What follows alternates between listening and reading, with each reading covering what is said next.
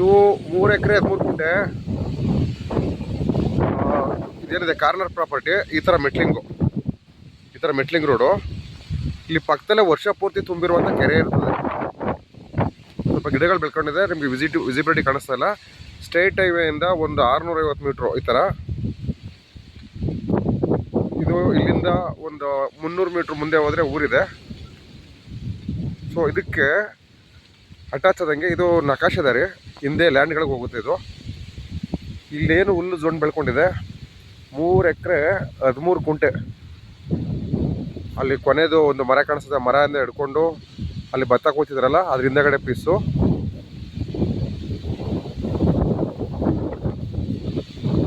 ರೆಕ್ಟ್ಯಾಂಗಲಲ್ಲಿ ಒಂದು ಸೈಡಲ್ಲಿ ಇದೊಂದು ಪೀಸ್ ಕಟ್ ಆಗುತ್ತೆ. 3 ಎಕರೆ 13 ಗುಂಟೆ. ಇದು ಊರಿಂದ ಊರಿಗೆ ಹೋಗೋ ರೋಡು. ಮದ್ದೂರಿಂದ ನಿಮಗೆ ಒಂದು 16-17 ಕಿಲೋಮೀಟರ್ ಆಗುತ್ತೆ ಇಲ್ಲಿಗೆ. ಯಾವಾಗಲೂ ನೀರು ಇರಬೇಕು, 365 ಡಿಗ್ರಿ ನೀರು ಬೇಕು ಅನ್ನೋರಿಗೆ ಏನು ಮಾಡಿಸಿದಂಥ ಜಾಗ ಇದು. ಈ ಥರ ಮೆಟ್ಲಿಂಗ್ ಆಗಿರೋ ರೋಡು.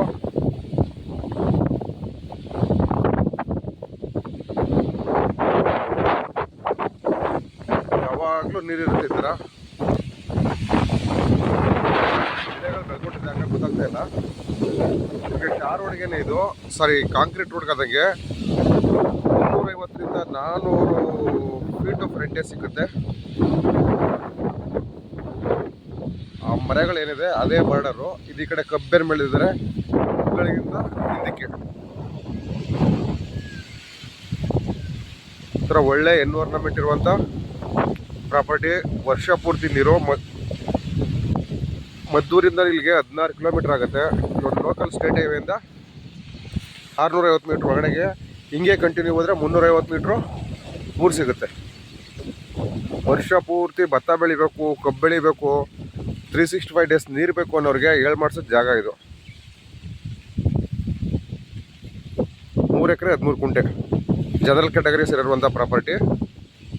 ಲೀಗಲ್ ವೆರಿಫೈ ಮಾಡಿಸ್ಕೊಂಡು ರಿಜಿಸ್ಟರ್ ಆಗಿದೆ.